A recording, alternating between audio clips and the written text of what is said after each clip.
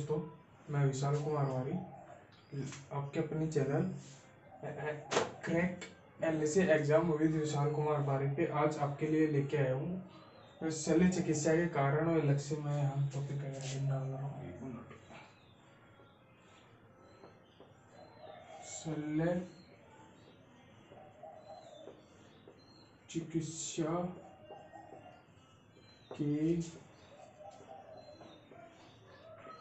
कारण व लक्ष्य।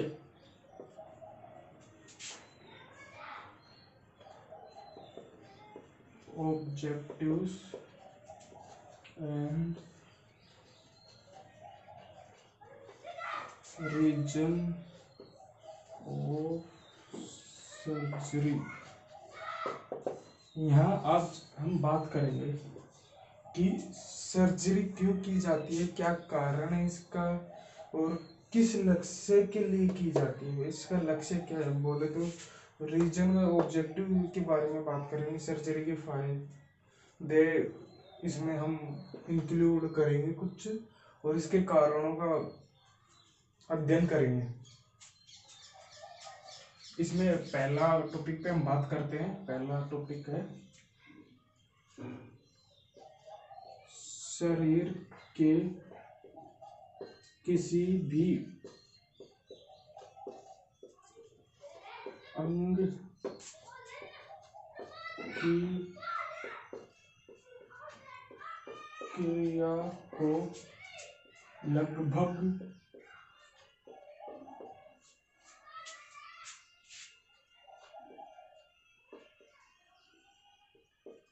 पूर्वावस्था में लाना। तो पहले टॉपिक पे हम बात करेंगे शरीर की किसी भी अंग की क्रिया को लगभग पूर्व अवस्था में लाना। मतलब कि जैसे हम एग्जाम्पल के थ्रू इसको समझेंगे। जैसे कि अपना ब्लैडर और यूरेथ्रा मार्ग नॉर्मल काम कर रहा है, कोई उसमें रुकावट नहीं है। मान के चलो कि एग्जाम्पल ले लिया हमने कि कैलकुलाई है। कैलकुलाई का हम एग्जाम्पल लेते हैं। कैलकुलाई जब तक ब्लैडर में है तो इसमें कोई ऐसी बात नहीं है कि पता नहीं पड़ता, हमें पता पड़ जाता है, लेकिन उसके लिए सोनोग्राफी व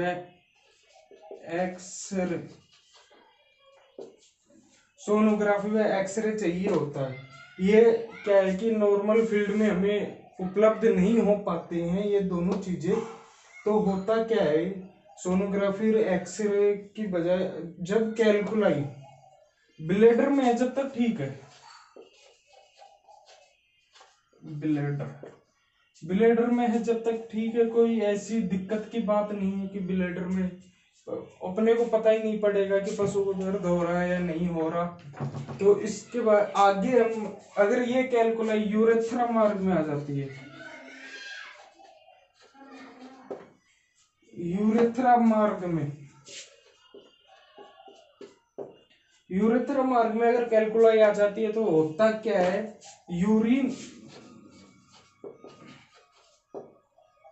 यूरिन बंद हो जाता है, क्योंकि यूरेथ्रा यूरिन का मार्ग होता है और यूरिन बंद हो जाता है। यूरिन बंद होने के कारण ब्लैडर पर, यूरिन ब्लैडर बोलते हैं इसको पूरा नाम,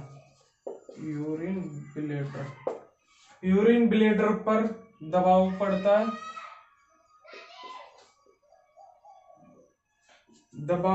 पड़ता है जिसके कारण ब्लैडर में दर्द होता है।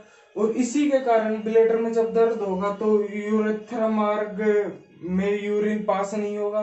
तो इसके 3-4 सिम्टम्स मोटे मोटे देखने को मिलते हैं कि एक तो पशु बेचैन रहता है, पेशाब नहीं करता है और पानी भी बहुत कम पिएगा वो, क्योंकि उसको पता है कि पहले ब्लैडर में बहुत ज्यादा मूत्र इकट्ठा हो चुका है, तो इस वजह से वो पानी कम पिएगा।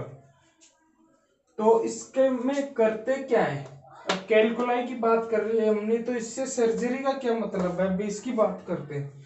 तो सर्जरी से होता क्या है कि इस अवस्था में हमें सर्जरी करनी पड़ेगी, और सर्जरी में भी हमें दो ऑप्शन मिलते हैं यहाँ कैलकुलाई की सर्जरी में। पहला ऑप्शन जो हमें मिलता है, इसमें होता क्या है, एक तो कैथेटर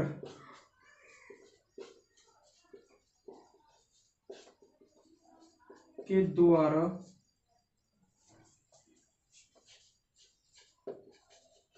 यूरिन को बाहर निकालना। पहले ही बात करते हैं हम कैथेटर के द्वारा यूरिन को बाहर निकालना।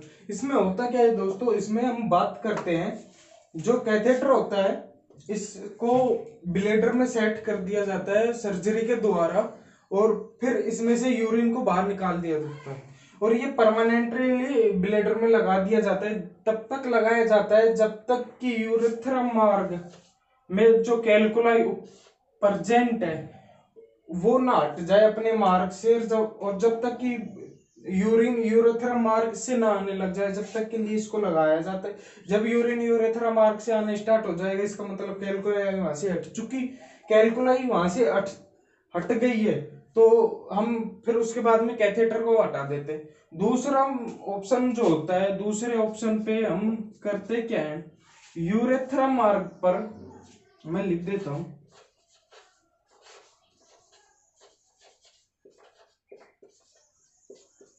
यूरेथ्रा मार्ग पर कैलकुलाई को हटा देते हैं।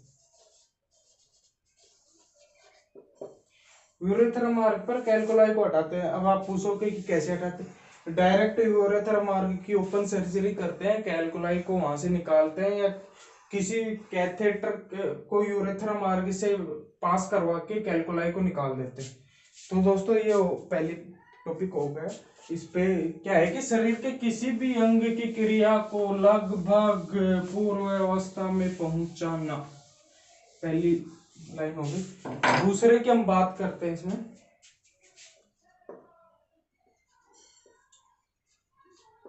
पशु या बोल सकते हैं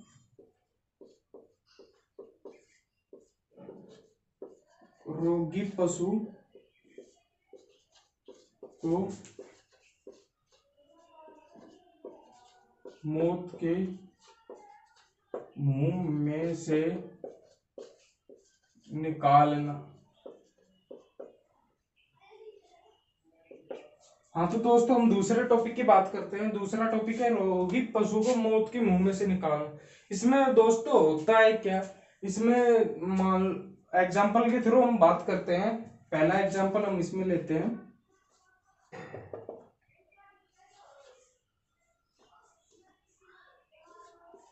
चौक का।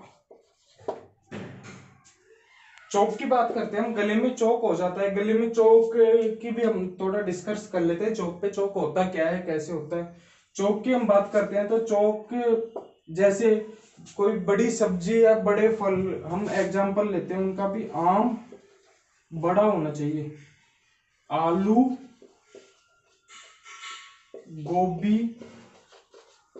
अगर ये पशु ये खा लेता है तो होता क्या है कि गले में रुकावट पैदा करते हैं। गले में रुकावट ये पैदा करेंगे तो इनके कारण होगा क्या, इनके कारण श्वास लेने में दिक्कत आएगी।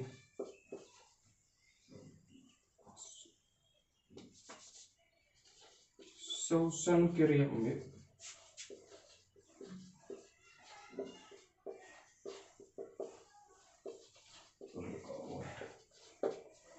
श्वसन क्रिया में रुकावट हो जाएगी, जिसके कारण पशु को श्वास लेने में दिक्कत आएगी। और इसमें लगभग कुछ ही समय में अगर चोक हो जाता है तो कुछ ही समय में 1 घंटा 2 घंटे के लगभग भीतर पशु की डेथ हो जाती है।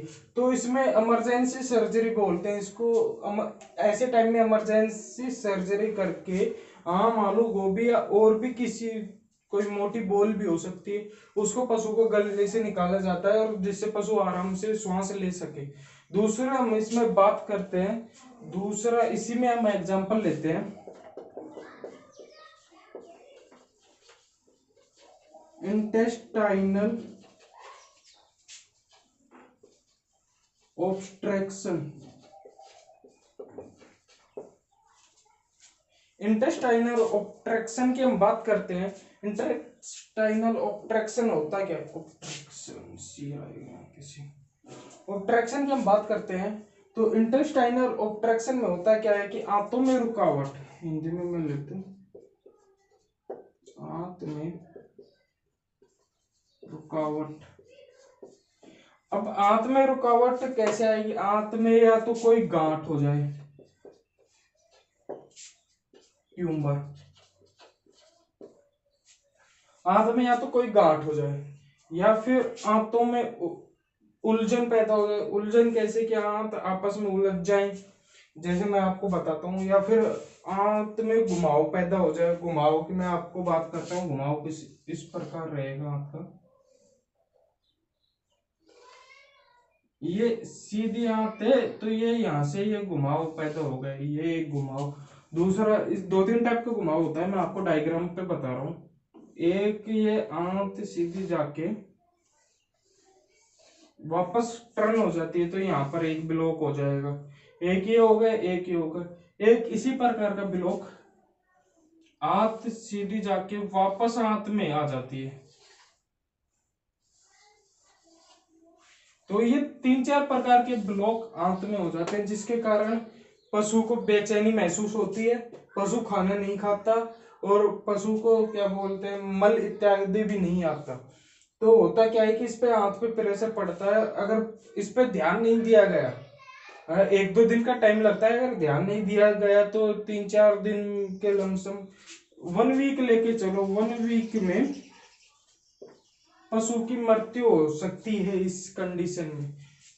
तो हम ये हो गया। अब इसके बाद में हम बात करते हैं, ये क्या था, पशु या रोगी पशु को मौत के मुंह से निकालना।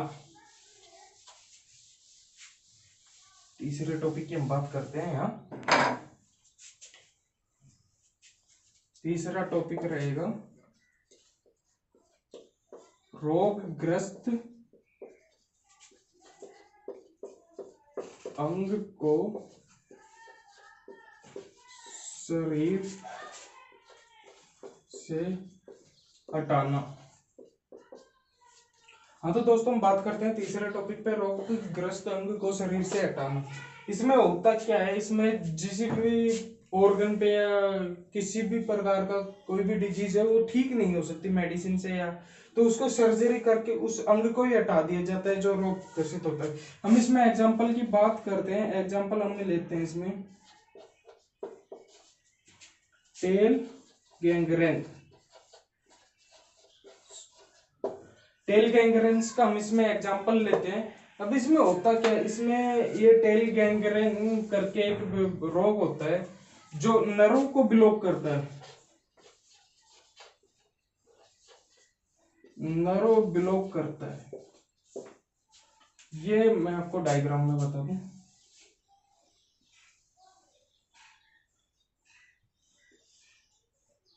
ये सैक्रम वर्टिब्रा की बात करता हूं मैं, और कोक्सीजियल। तो सैक्रम और कोक्सीजियल का जॉइंट है, तो इसमें होता क्या है कि नर्व ब्लॉक होता है, ये नीचे से नर्व ब्लॉक होती हुई ऊपर चली जाती है, ऊपर जाती रहती है, और ये पूरी जो पूंछ है इसके ऑर्गन्स है, ऑर्गन्स सॉरी ऑर्गन्स बोल दिया, टिश्यू, टिश्यू जो है ये डेड होते जाते हैं, और जिससे पूंछ बोले तो डेड होती जाती है और गलती हुई जाती है, नॉर्मल भाषा में बात करें तो गल जाती है, और ये धीरे धीरे जाता रहता है। ये नर्व ब्लॉक दिन पर दिन आगे बढ़ता रहता है, और ये कोक्सीजियल तक है जब तक तो ठीक है, इसको अधिकतर केसों में 99.99% केसों में मिडिल कोक्सीजियल तक पहुंचते पहुंचते ही ये टेल गैंग्रेन की सर्जरी करके इसको रिमूव कर दिया जाता है, जिससे कि आगे नर्व ब्लॉक ना हो और आगे ये रोग ना चले। अगर ये सैक्रम तक आ जाता है तो इससे होता क्या है कि पीछे वाले पैर जो है लिम्ब वो पैरालाइसिस हो जाते हैं इस कंडीशन में, तो इस वजह से भी हमें सर्जरी करनी पड़ती है कि आगे कोई दिक्कत ना आए। तो तीसरा पॉइंट क्या था, रोगग्रस्त अंग को शरीर से हटाना, रोगग्रस्त अंग को शरीर से हटाना। चौथे पॉइंट की बात करते हैं हम। चौथा पॉइंट है कि शरीर से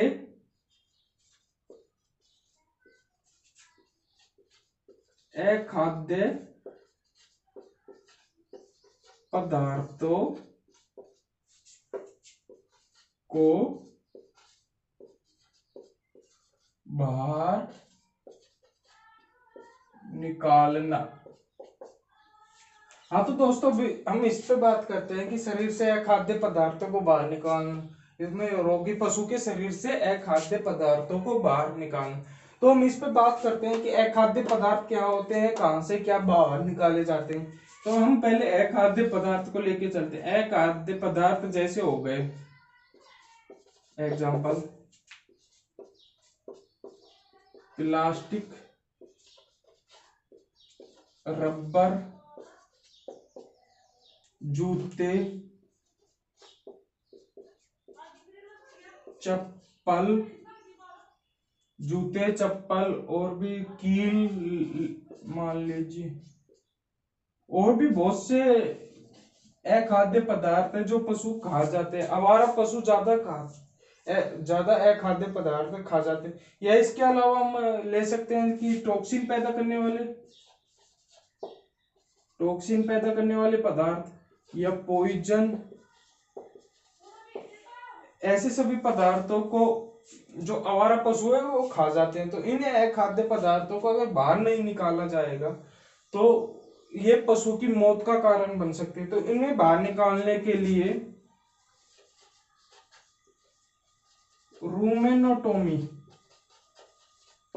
रूमेनोटोमी की जाती है। अब रूमेनोटोमी क्या होती है? रूमेनोटोमी पशु के रूमन की सर्जरी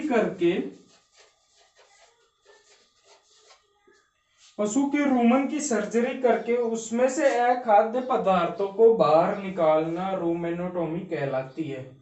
रूमेनोटोमी कोई इतनी बड़ी सर्जरी भी नहीं है, बहुत होती है। अपने जयपुर बस्सी की अगर बात करें गौशाला की, तो वहां 1 से 2 सर्जरी डेली की कॉमन है। बड़ी गौशालाओं में डेली होती है 1 से 2 सर्जरी। तो ये रूमेनोटोमी की जाती है, शरीर से अखाद्य पदार्थों को बाहर निकाला जाता है। क्या था चौथा पॉइंट? शरीर से अखाद्य पदार्थों को बाहर निकालना। हम 5वें पॉइंट पे आते हैं। 5वां पॉइंट इसका रहेगा घाव व फ्रैक्चर की वृद्धि दर, या कोष्टक में हम बात करें क्रिया को बढ़ाना। हाँ तो दोस्तों हम बात करते हैं क्रिया को बढ़ाना, ठीक होने की क्रिया को बढ़ाना। यहाँ हम वृद्धि दर में यहाँ लिख सकते हैं ठीक होने की क्रिया। घाव फ्रैक्चर की वृद्धि दर या ठीक होने की क्रिया को बढ़ाना 5वां पॉइंट रहेगा। इसमें होता क्या है, इसमें जैसे घाव हो गया या कोई भी फ्रैक्चर हो गया, तो करते क्या है कि इनको कैसे जल्दी ठीक किया जाए, इसके लिए सर्जरी की जाती। अब सर्जरी में जैसे प्लेट्स, एग्जांपल बात करता हूँ, फ्रैक्चर में प्लास्टर हो गया, प्लास्टर के बाद में इसमें प्लेट्स भी डलती है,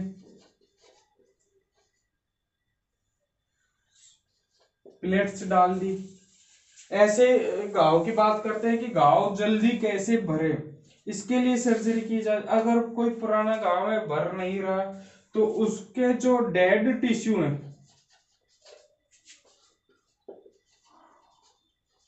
डेड टिश्यू को रिमूव किया जाता है। अगर डेड टिश्यू के साथ साथ उसमें माइट्स भी है, माइट्स से मतलब मैं यहाँ लेता हूं कीड़े से, बोलते हैं ना गांव में कीड़े पड़ गए, तो उन माइट्स को रिमूव किया जाता है और घाव को रिपेयर के लिए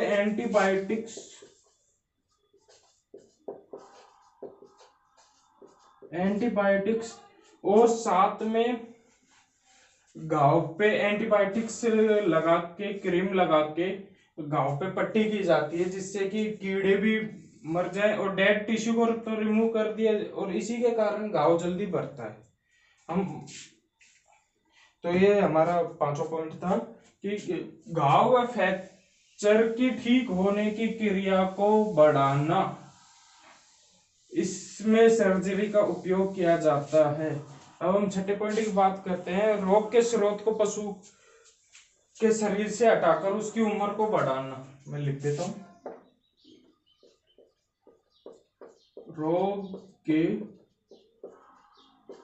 स्रोत को पशु के शरीर से हटा कर पशु की उम्र को बढ़ाना। तो दोस्तों अब इस पे बात करते हैं कि रोग के स्रोत को पशु के शरीर पर से हटाकर पशु की उम्र को बढ़ाना। तो इसमें आप सोचोगे कि इसमें करते क्या होंगे। इसमें हम एग्जाम्पल के थ्रू बात करते हैं। रिमूव कैंसर ट्यूमर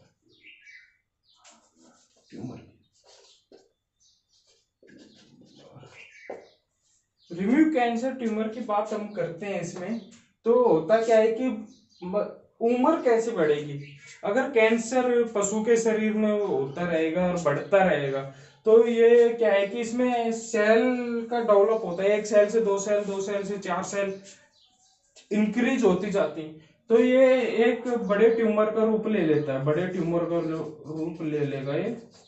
तो इसके कारण होगा क्या कि पशु की उम्र तो कम होगी, पशु को दर्द होगा। अगर ये मुंह में या आंत में है तो आंत को ब्लॉक कर देगा, श्वास लेने में दिक्कत आएगी, पशु चारा नहीं खाएगा।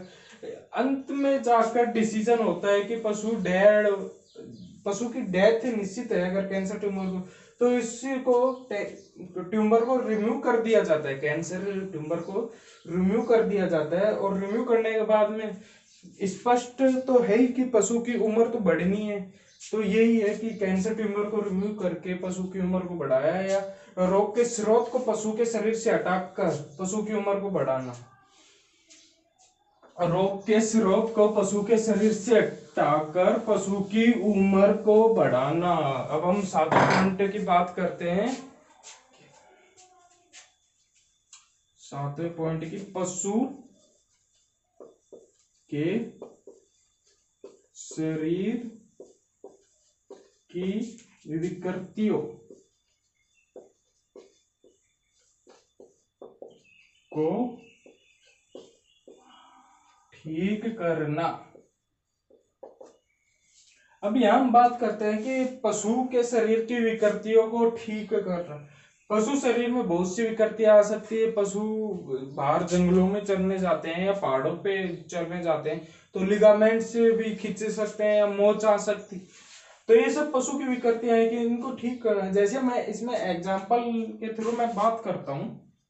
एग्जाम्पल हम बात करते हैं एमपीडी की। एमपीडी का पूरा नाम रहेगा मीडियल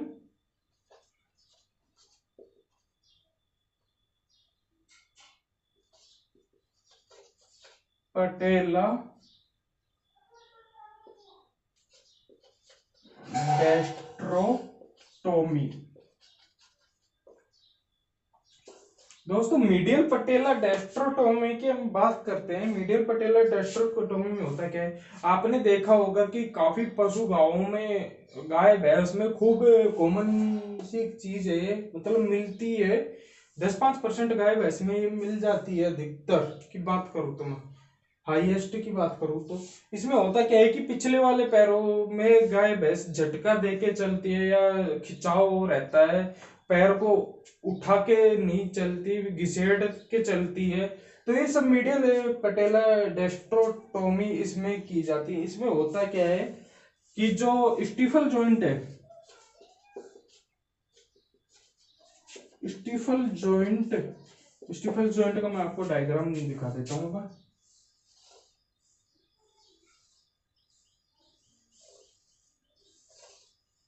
ये स्टीफल जॉइंट दो तीन बोन से मिलकर बना होता है। पहली होती है फीमर, ये दूसरी हो गई tibia and fibula, tibia and fibula. ये यहाँ पर है पटेला बोन, पटेला बोन। तो दोस्तों होता क्या है इसमें, पटेला में डबल टी आएगा यार, सॉरी दोस्तों, डबल टी। तो होता क्या है कि पटेला जो ये जॉइंट स्टीफल जॉइंट बनता है ना, ये तीन लिगामेंट होते हैं जो फीमर से पटेला के ऊपर से होते हुए टिबिया फिबुला से जुड़ते हैं। इन तीन लिगामेंटों का मैं आपको नाम बता देता हूं। पहला है इसमें मीडियल, दूसरा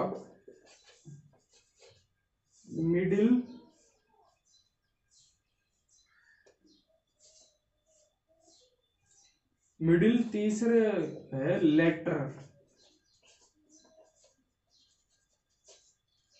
तो दोस्तों होता क्या है कि मीडियल पटेलर डेस्ट्रोटोमी में इस मीडियल लिगामेंट को काट दिया जाता है। यहीं से हम बात करें, इसी में पूरा सार से लिखा हुआ है मीडियल पटेलर डेस्ट्रोटोमी का। मीडियल ये लिगामेंट की बात हो गई, ये मीडियल लिगामेंट हो गया। पटेला बोन के ऊपर उपस्थित रहते हैं, ये पटेला बोन हो गई, इसके ऊपर ये उपस्थित है। डेस्ट्रो यानी डेस्ट्रो करना, डेस्ट्रो का मतलब हटाना है, फेंक देना, बहुत अर्थ निकलते हैं, लेकिन यहाँ हम बात लेंगे हटाने की। टोमी यानी एनाटोमी से बात आती है, एनाटोमी। तो दोस्तों मीडियल पटेला डेस्ट्रोटोमी करते हैं इसमें। ये एक प्रकार की विकृति होती है, जैसे मैंने बता दिया आपको कि पशु पैर में झटका देके चलता है या फिर पशु को पैर घसीट के चलता है, तो बहुत तरह के कारण हो सकते हैं इसमें। हम एग्जाम्पल के थ्रू समझना चाहते हैं कि टॉपिक बता क्या रहा है। हम ज्यादा डीप में नहीं जाएंगे, नहीं तो वो ओवर हो जाएगा अपने लिए। तो क्या था 7वां पॉइंट, पशु के शरीर से विकृतियों को ठीक करना, पशु के शरीर से विकृतियों को ठीक करना। अब 8वें पॉइंट पे हम बात करते हैं। 8वां पॉइंट रहेगा पॉइंट नंबर 8, पशु शरीर से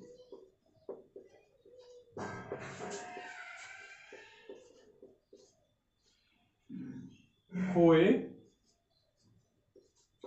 हुए भाग को लगाना। यहां हम बात करते हैं कि सर्जरी के द्वारा पशु शरीर के खोए हुए भाग को लगाना। इसमें हम एग्जांपल लेते हैं,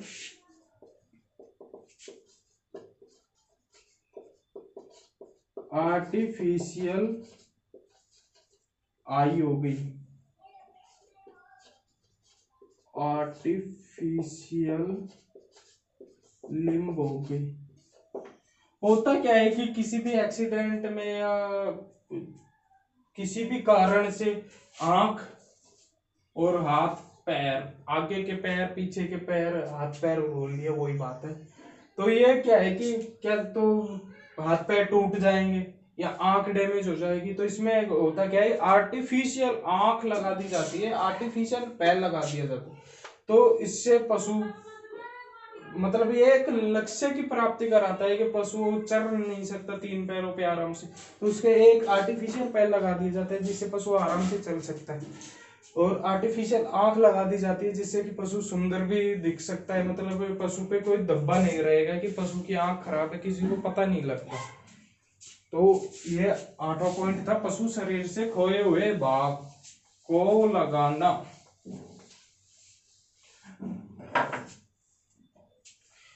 9वें पॉइंट पे बात करता हूं। 9वां पॉइंट रहेगा पशु से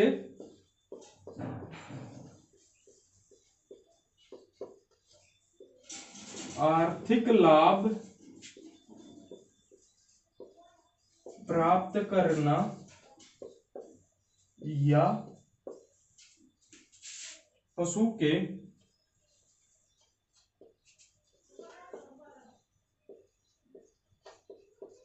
स्वभाव को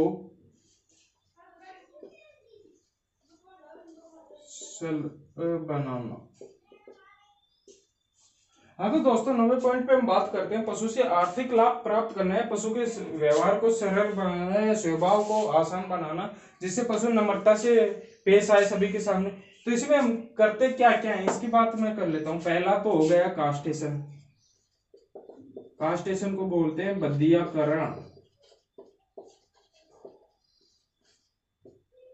बधियाकरण करने से पशु में दोनों ही बात होंगी, एक तो पशु सुस्त हो जाएगा, स्वभाव उसका नरम हो जाएगा बधियाकरण करने से। और आर्थिक लाभ कैसे होगा, अगर पशु को बधिया कर देंगे तो अच्छी ग्रोथ करेगा और कम टाइम में, अगर मीट पर्पज के लिए हम बात करते हैं तो मीट पर्पज के लिए जो भैंस का बुल है वो तुरंत तैयार हो जाएगा, तो उसको बधिया करने पर ग्रोथ अच्छी होगी, तो मीट पर्पज के लिए बुल तुरंत तैयार हो जाएगा।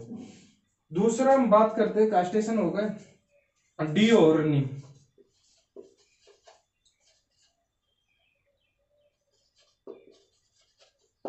डीओर्निंग मतलब सींग को हटा देंगे तो पशु लड़ाई नहीं कर सकेगा, दूसरे पशु से लड़ नहीं सकेगा, झगड़ नहीं सकेगा, तो इससे पशु का स्वभाव भी सरल होगा ये पशु को। और कास्टेशन हो गया डीओर्निंग। डीबडिंग, इसमें तीसरे में हम तीसरा एग्जांपल की बात करते हैं।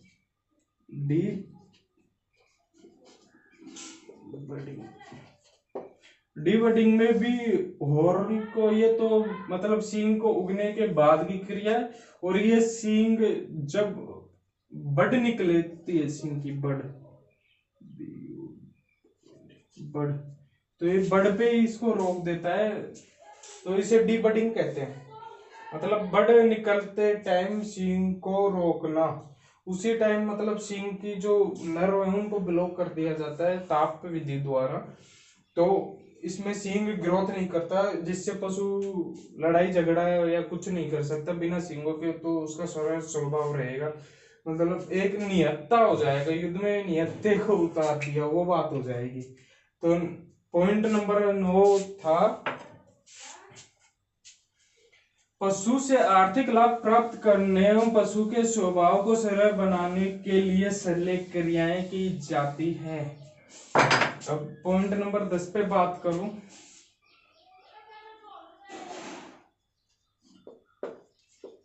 पशु को सुंदर बनाने के लिए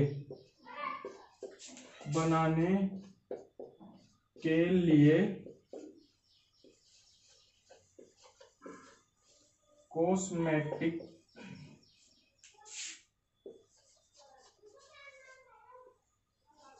सर्जरी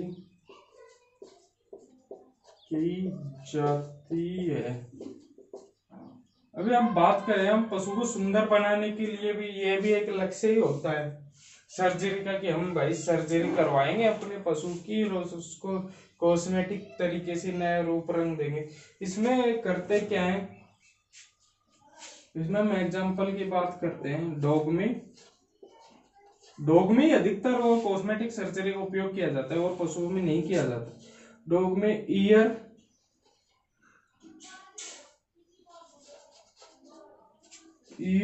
ट्रिमिंग, इसमें होता क्या है कि पशु के, डॉग के कानों को तरह तरह से काट दिया जाता है, जैसे एक कट दे दिया, 3 कट दे दिया, या फिर ऐसे काट दिया, तो ये 3-4 तरीके से पशु के कानों को काट दिया जाता है इसमें। और इसमें एक टेल डॉगिंग होता है, टेल डॉगिंग। तो टेल डॉगिंग की हम बात करें दोस्तों, तो टेल डॉगिंग में पशु को सुंदर आकर्षित लगने के लिए, आपने मेरा पिछला वीडियो देखा था, मैंने सर्जरी पे बात की थी, कॉस्मेटिक सर्जरी पे, तो उसमें मैंने आपको दिखाया था कि एक डॉग था, उसकी पूंछ लंबी थी, तो उसको सुंदर बनाने के लिए पूंछ को काट दिया गया और इसको टेल डॉगिंग कहते हैं, टेल डॉगिंग। ठीक है, तो 10 पॉइंट हमारे क्लियर हो चुके हैं। 11 पॉइंट पे हम बात करते हैं पशु के 10वां पॉइंट क्या था, पशु को सुंदर बनाने के लिए कॉस्मेटिक सर्जरी की जाती है।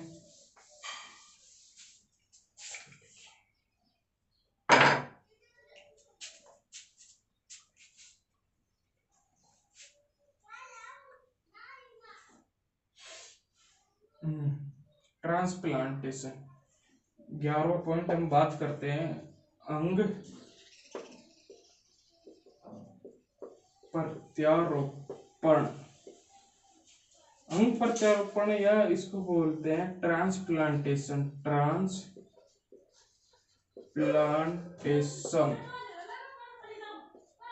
तो अंग प्रत्यारोपण के उद्देश्य के लिए भी सर्जरी की जाती है। बहुत बड़ा लक्ष्य है कि पशु की जान बचाई जाए।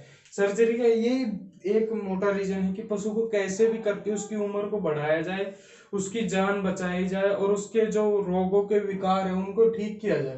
तो ये अंग प्रत्यारोपण में करते क्या, अंग प्रत्यारोपण में मतलब कि एक पशु के अंग, जिस अगर मान ले कि कोई पशु है जिसकी एज 1 साल बच रही है, एवरेज एज से 1 साल बच रही है, पशु दूध नहीं दे रहा है, तो वो पशु हमारे लिए कोई काम का नहीं है, वो हमें आर्थिक नुकसान ही पैदा करेगा, हमारे लिए कोई आर्थिक।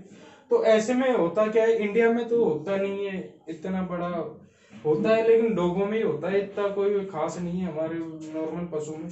तो विदेशों की हम बात करें तो अंग प्रत्यारोपण के द्वारा जैसे पशु की किडनी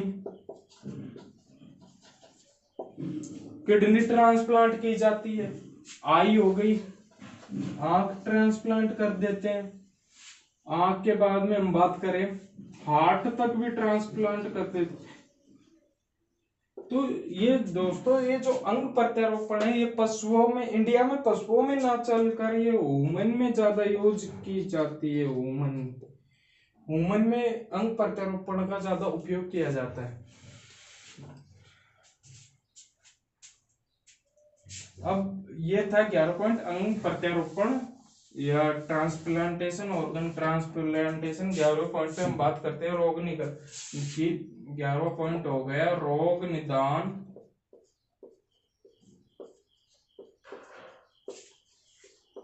के लिए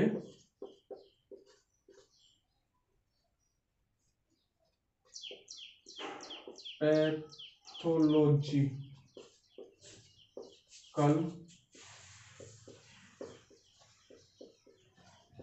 क्रियाओं को बढ़ाना। रोग निदान के लिए पैथोलॉजिकल क्रियाओं को बढ़ाना। अब इसमें दोस्तों हम बात करते हैं रोग निदान के लिए पैथोलॉजिकल क्रियाओं को कैसे बढ़ाया जाता है।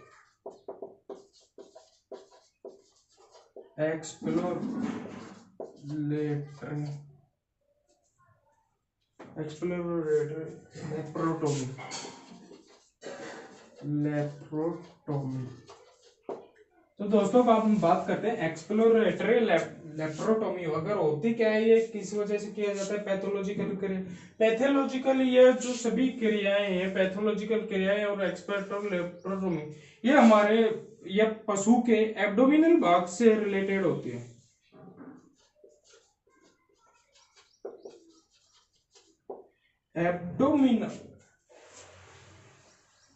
एब्डोमिनल भाग से रिलेटेड होती है। एब्डोमिनल भाग से भी हम बात करें, होता क्या है इनमें जैसे पशु के पेट में लंबे टाइम से, लॉन्ग टाइम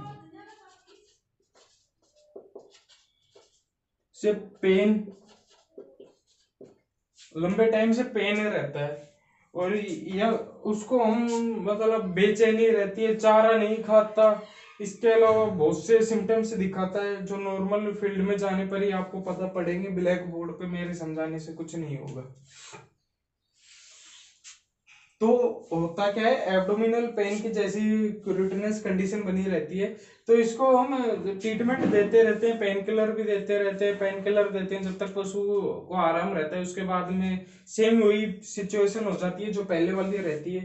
तो इसमें होता क्या है, इसमें एब्डोमिनल भाग पे सर्जरी की जाती है। एब्डोमिनल को काट कर उसको जहां दर्द होता है, किस वजह से होता है, उसको देख के और उस भाग को या तो रिमूव किया जाता है या रिपेयर किया जाता है बाई सर्जरी के द्वारा। तो दोस्तों कैसी लगी आज की हमारी ये क्लास आपको, ये सॉरी दोस्तों 12वां पॉइंट कैसी, तो कैसी लगी ये क्लास आपको प्लीज कमेंट करके जरूर बताना, और अपने जो साथी भाई हैं उनको भी इस क्लास के बारे में बताना कि ये ऐसे ऑनलाइन क्लासें आती हैं, आप आके एक बार देखो तो सही क्या है क्या नहीं है क्लासों में। और प्लीज चैनल को लाइक शेयर एंड सब्सक्राइब जरूर करना। धन्यवाद दोस्तों ये वीडियो देखने के लिए।